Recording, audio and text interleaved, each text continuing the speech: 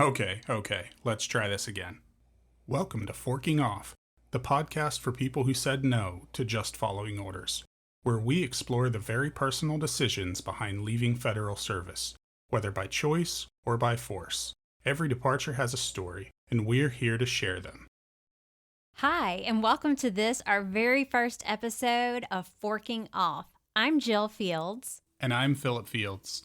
Let's tell people a little bit more about ourselves, Jill. We were intelligence analysts at the FBI, and we took the deferred resignation, or the fork in the road. Although we dedicated our lives to public service, our morals and our ethics were pushed to the limit with changes in the national security mission and with the FBI's priorities. You worked under at least three presidents, right? Yes. And around what year did you join? I joined in 2016. Okay, so you've been around a while. Not as long as you. When did No. you join, Philip? That was in February of 2012. How did we get here, Philip? Well, you want to talk about... I think let's just talk about the DRP. Okay. So on January 28th of 2025, the new administration decided to wheel an email server into an OPM building and blast out to every federal employee an email titled Fork in the Road. That Fork in the Road was also known as the Deferred Resignation Program, and it was offering federal employees administrative leave that allowed them to stay at home and get paid through the end of the fiscal year, which in the government, that's the last day of September. So that offer was initially open. I don't remember how long it was supposed to be. I think it was open for like a week or so. Yeah. But then there was a challenge in the courts that kept it open until February 12th, the day that the court ruled that they could go forward with this offer. And it was only right before we started recording today that I realized everybody was told they could reply up until 7:20 Eastern time. Which we all know is actually 4:20 Pacific time. Which... Isn't that just...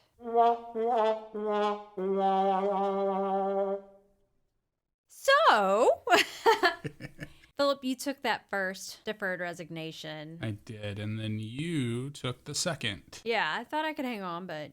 So we took the fork, but we had talked quite a bit about, okay, well, what are we doing now? And Philip, you want to tell more about how we came up with this idea and... Yeah. So I don't know who said the word podcast first or when that happened. I do recall, like, even before the idea fully formulated, we had joked like, oh, yeah, we should maybe do a we podcast. should start a podcast. Yeah. Then we were at Barnes and Noble one day, and I saw this, like, how to start a podcast book from NPR, and it just clicked. I was like, we've got to do it. Yeah, you're like, look, Jill, I got this book. So I think you were in a different part of the store, so I took a picture and I was like, we should start a podcast. We can call it Forking Off. Yes, I know, and I know we spent several evenings like sitting on the couch talking about it too. But yeah, you found a book, and we said, okay, we'll try that. We'll do this. We have talked to so many great people. There are so many stories out there. There are so many people who have taken this deferred resignation. Some of them took it because they were going to be pushed out anyway for the RIFs, the reduction in force. And we were like, it was just like every day it was someone new. Like the stories that they were telling, even just like the little short blurbs, it was heartbreaking, but it was also so telling of where we were going. And we were like, we should try to get these stories out there. So this first season of Forking Off, we're going to be doing interviews with different federal employees who have left the government, whether they've retired, whether they took deferred resignation, whether they were riffed, or they just left. Or they left a long time ago because they saw the writing on the wall and knew that it was time to leave. I think we've both noticed a lot of commonalities among the people that we've been talking to and among ourselves. Like, yeah. I've identified a lot with the things that people have been saying. Let's go through some of those. Like, what stands out the most to you? there is definitely an overall theme of these are people who want to help people. That is all they've ever wanted to do is help people. So that's been a big one. But then just how many people were saying, I left my dream job. What about you, Philip? What has stood out to you? Those are phrases that nearly every person has said. Why did you get into public service? I always wanted to help people. Tell me about your job. It was my dream job. There was a big emphasis on their commitment to their oath. There was also a few people mentioned like they felt very compelled to write, to get everything out. The word trauma comes up, sadness, frustration. I can't imagine why anybody associated the word trauma with what has been happening to federal employees lately. We want to put them in trauma. Anyway, there's a common sense of things felt different this time around with the second Trump administration. It's definitely a different feel. Yeah, a lot of the people we talked to did work under the previous Trump administration. And yeah, I felt it as well.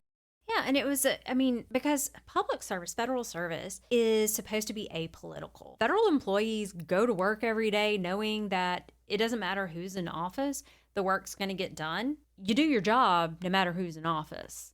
Yeah, and you do it the same, and you uphold that oath. Yeah, absolutely. There's never been a time before this where I have felt like, my job was going to change significantly based on who the president of the United States was. We had talked with somebody who had said that it became obvious very quickly that things were changing, and it was like whiplash.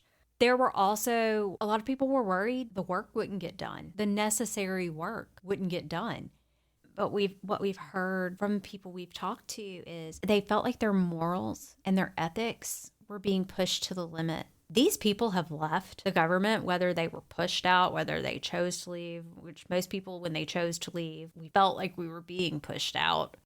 Yeah, the choice wasn't, do I want to keep coming to work and doing my dream job, or do I want to leave? It was, am I willing to sacrifice my morals, my ethics, my values, and continue to take part in very questionable activities on behalf of the United States government? Yeah. Or will I leave? Yeah. Will I continue to let this take a toll on my mental and physical well-being? While also negatively impacting other people's physical and mental well-being by removing parents from their children and shipping them off to third countries? Yeah. The answer is no. No. So the last commonality would probably be the sense of what do I do now? And I think a lot of people were struggling with the job market and the way things are right now. I think when people are trying to navigate the job market, a lot of the advice that you normally get, the advice that everybody knows, isn't enough. And so they feel like I'm doing all of the things, but this is all just crazy. Yeah. But there's also a lack of understanding of what federal employees were doing and a lack of understanding that these are extremely hardworking people. And these usually are your experts. These are your people that have spent years honing those skills, refining those skills, and becoming the experts. It's hard for people who are coming from our background, I think, just because we're used to being driven by sort of different principles and ideals. That's something that we've been looking to preserve in our next endeavor. So we've been looking at starting up a co-op that provides security consulting services. What we're looking at is something that has democratic ownership and is driven by like the civic virtues of the employees who are coming in. So these would be people coming in from a federal background, IC, and we want to enable them to focus on doing the mission while keeping in mind their ethics and their values and their morals, and keeping the focus of the business and how the business gets done on those concepts and those ideals. And like a co-op is one of the only ways that we can really accomplish that without eventually going down the road of, security is not a profit maker for the company. It's a cost center. That mentality is exactly why people are so hesitant to go to the private sector from government. I think If I were just to run through a couple of things real quick that compelled me to leave when I did, I had written down some notes at the time that I was going through. As soon as the administration came in, they pardoned over 1,500 domestic terrorists and attacked FBI employees who had been defending the American people and the U.S. Constitution from further attack by domestic terrorists. They disbanded the Foreign Influence Task Force, degrading the DOJ and FBI's ability to detect and disrupt foreign adversaries' attempts to sow discord in the U.S. They refocused our mission to prioritize immigration, which was not something that the FBI had been involved in because we do have DHS and ICE is in charge of immigration, not FBI. And they pulled a lot of national security bodies and a lot of the bodies from the violent crime side to focus on immigration. Yeah, they were berating employees who had investigated foreign adversaries' attempts to undermine democracy in the U.S. and abroad. They dissolved CISA's Cybersecurity Review Board, which was tasked with reviewing and assessing the most significant cyber incidents affecting the United States. And at the same time, they were weakening the U.S. government's cybersecurity by providing unfettered access to an unqualified racist band of ketamine-fueled cybercriminals, aka the Doge guys. Yeah, those guys. On the counterterrorism side, they had also deprioritized the counterterrorism mission. It had been the Bureau's top priority since 9/11, as directed by the 9/11 Commission. We were the only place left that was prioritizing counterterrorism. And at the same time, they were emboldening terrorists like ISIS, like Hamas, like Al-Qaeda, by threatening to take over Gaza, tear it all down, and build shopping malls and turn it into a resort. That is playing right into recruiters and propagandists' hands. So, yeah, I was fed up. Yeah, you were done. I thought I could hold on, but the further along things went. Yeah, so after the deferred resignation closed and everybody had started taking this, agencies started offering additional openings for people to leave because they didn't feel like they were hitting their numbers. The early estimate from April was that 200,000 federal employees had taken it. And then in July, there was a revised estimate that was published in the Washington Post. They cited 2 OPM administration officials who weren't authorized to speak to the public. And they said that they were paying 154,000 federal employees their full salary to stay home through the end of the year under the deferred resignation. It's a lot of money.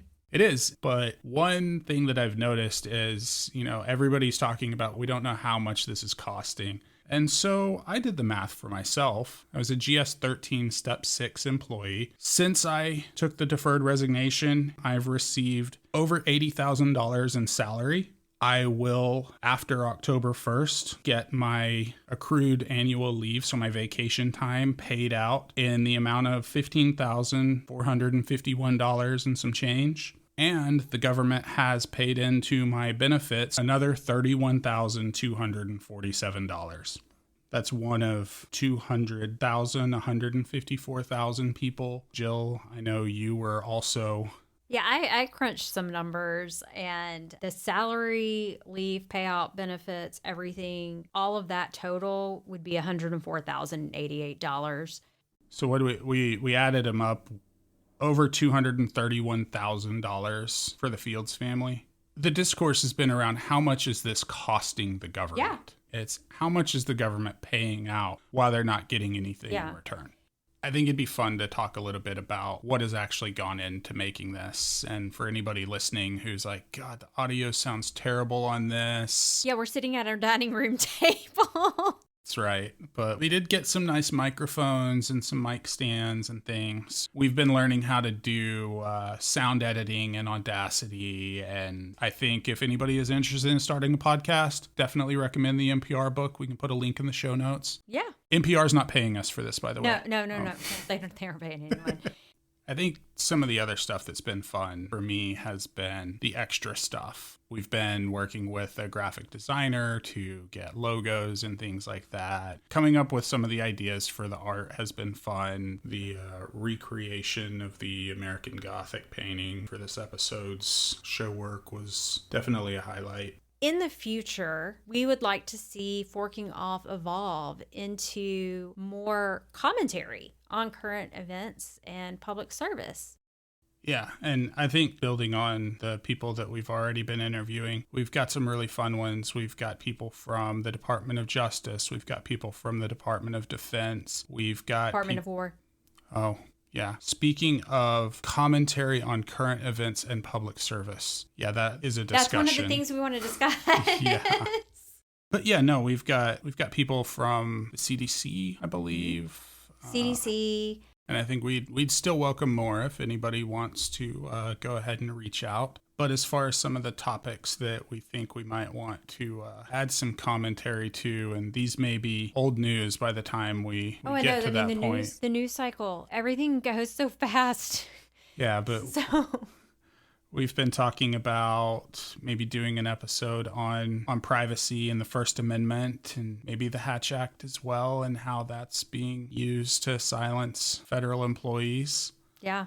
We've talked about the public health implications of the deferred resignation and the RIFs at CDC. Mm-hmm. I mean, what was it? At the beginning of April, I think it was 10,000 CDC employees. Yeah. Yeah. And it's wild. Entire divisions are gone. So, and yeah. They're constantly under attack by their own leadership as well as people in the public. Yeah. So we're going to talk about, we would like to talk about public health implications, talk about changes in prioritization at these different agencies and just within the government in general. This one bothers me in particular because the FBI still won't admit that they have deprioritized counterterrorism. Yeah. And then you hit on earlier unemployment and hiring trends. Actually, when I was looking at the unemployment trends, the only times that we had peaks in the last 20 or 30 years were in times of crisis. There was the dot-com bubble. There was the 2008 financial crisis and the year leading up to that. And then there was the pandemic. And so this from 2023 to the present, where things have been going back up, there's not a clear crisis yet that is spurring this unemployment, except for a crisis of confidence. And so I think seeing where we go from here, like I think we're just at the beginning of that.